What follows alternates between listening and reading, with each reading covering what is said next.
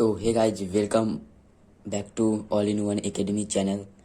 This channel is created for students who wants to quick revision in any subject.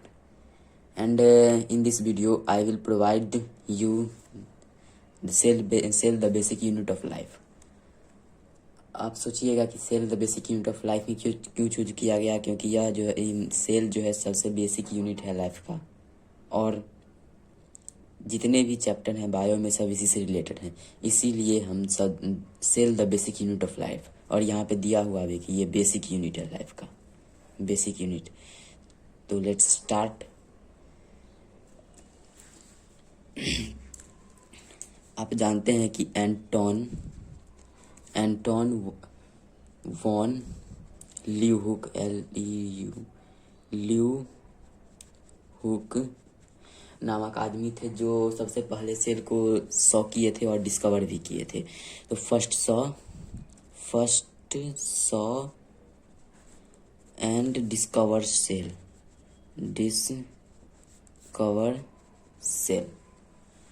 और उसके बाद जैसे कि कोई भी चीज़ का आविष्कार होता है तो फिर उसके बाद उस पर आदमी लगे रहते हैं उससे और अच्छा बेटर परफॉर्मेंस करते हैं।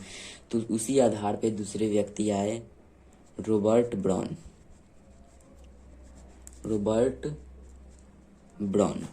जो लेटर डिस्कवर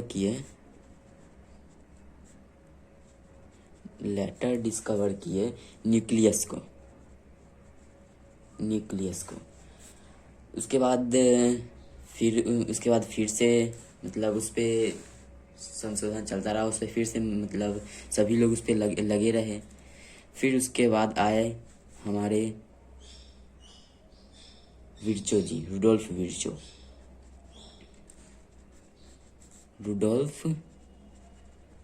विर्चो, जो क्या प्रपोज्ड किए कि सेल arises from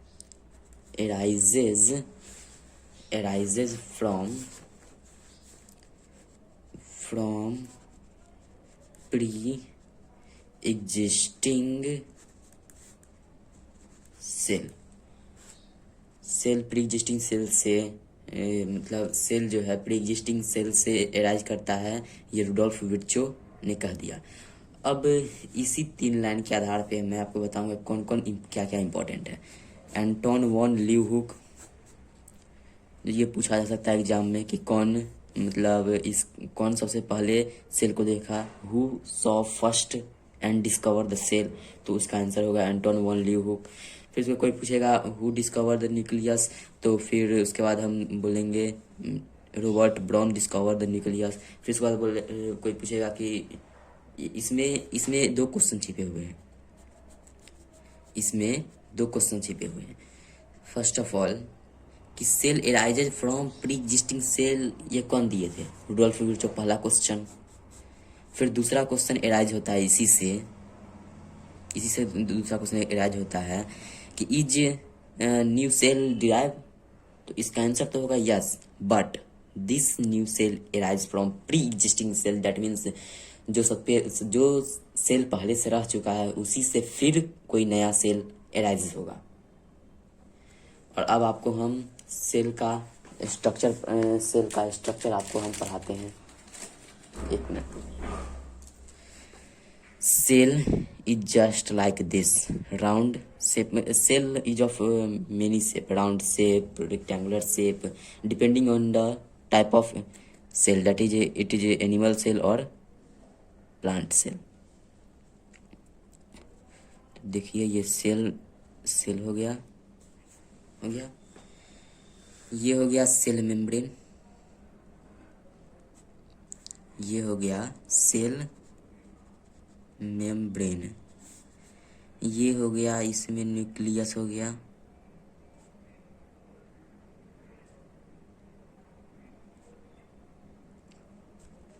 ये इसमें डेंस कलर का होता है, ये सब पढ़ाएंगे अच्छे से। ये हो गया न्यूक्लियोलस, इस पूरे को कहते हैं न्यूक्लियस। न्यूक्लियस, इसी में डेंस क्रोमैटिन होता है जो मतलब जीन जीन का काम करता है और हेरिडिटरी कैरेक्टर का लोड करने का काम करता है, और इसको हम कहते हैं डीएनए। डीएनए ये इसमें एक नोटेबल पॉइंट है, note cell membrane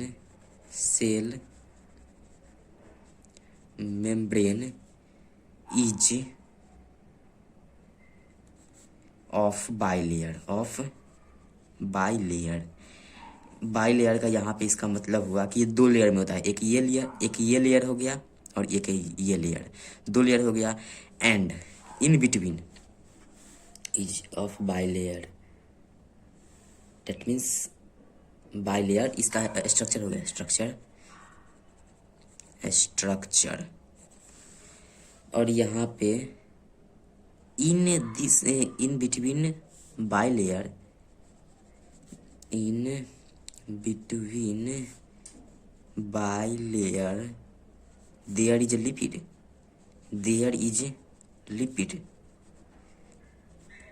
lipid.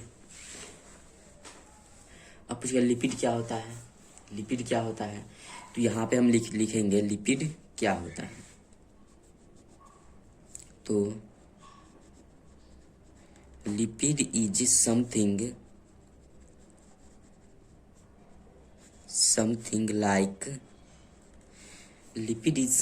like liquid which is smooth and reduce friction or friction से both are same, which reduce friction between cell membrane।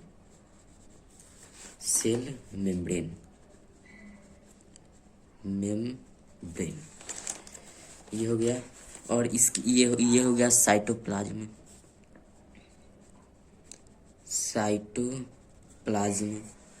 इस साइटोप्लाज्म में बहुत, दैट मीन्स ये हो गया आपको ऐसे रहेगा, ये हो गया माइटोकॉन्ड्रिया हो गया, हो गया। फिर उसके बाद इसमें रहेगा ऐसे, ये हो गया ER, that means endoplasmic reticulum. अगर इस पे ये राइबोसोम प्रेजेंट रहेगा, ये हो गया स्मूथ हो गया, ये हो गया, ये जो ग्रेनुअल्स टाइप का जो है इसको हम बोलते हैं राइबोसोम। और ये together with ribosome and endoplasmic reticulum it will be called as RER, that means rough endoplasmic reticulum हो गया। अब एक चीज जो बच्चों को बहुत दिक्कत होता है कि प्रोटोप्लाज्म किसको कहते हैं। Protoplasm, what is protoplasm? इसमें कोई चिंता करने की बात नहीं है। अगर हम इसमें से सेल मेम्ब्रेन हटा देते हैं और ये जो बच जाएगा उसके अलावा उसको हम क्या कहेंगे, इसको हम बोलेंगे protoplasm.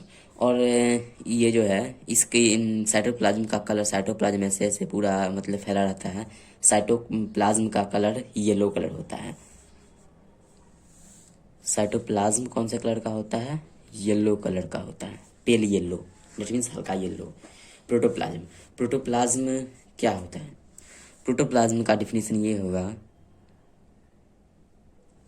Protoplasm, what is protoplasm? Protoplasm is something which is like cell, but in this type of cell membrane absent. Protoplasm is something which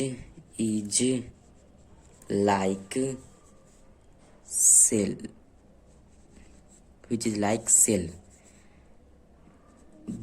but Difference, DIFFERENCE. Difference is that in cell membrane is present, but in protoplasm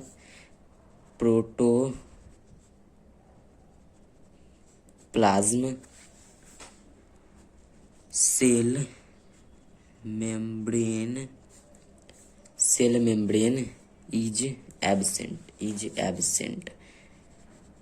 cell membrane क्या होता है? Absent होता है cell membrane. और cell membrane absent होता है। और इसका अदर डिफिनीशन ये हो सकता है, इसको मैं और दे देते हैं, और ऑल द ऑर्गेनेल्स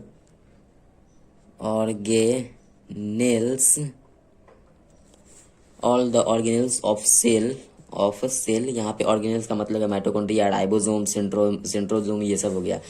और फिर all the organelles of cell with cytoplasm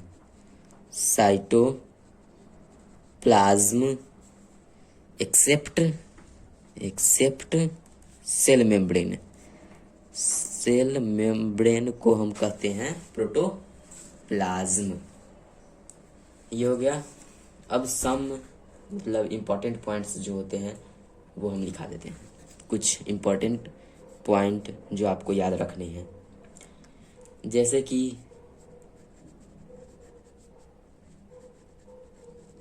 Sheldon and Schwann proposed cell theory.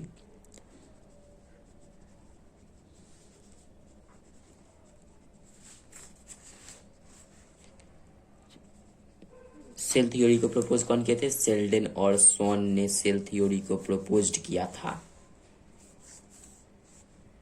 और आपको तो वैसे ये मालूम ही होगा कि all the cell arise from pre existing cell, all living organism is composed of cell. जितने भी लिविंग ऑर्गेनिज्म सभी मतलब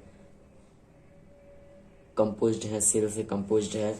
और आप ये बहुत ही इंपॉर्टेंट पॉइंट है, इवन दैट इन नीट में भी पूछा जाता है। Mycoplasma is smallest cell. Mycoplasma एक ऐसा सेल है जो सबसे छोटा सेल है। Mycoplasma is the smallest cell. और सबसे लार्जेस्ट सेल क्या है? सबसे लार्जेस्ट सेल होगा ऑस्ट्रिच एग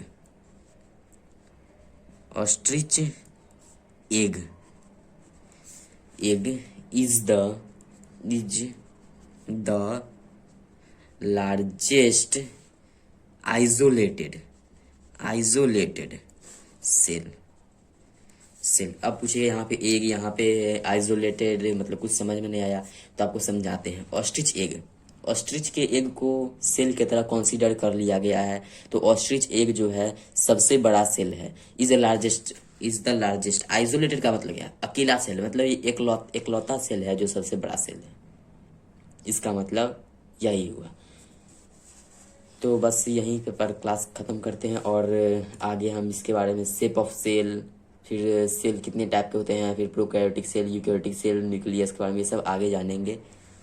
तो bye bye, and do not forget to like, share and subscribe the channel.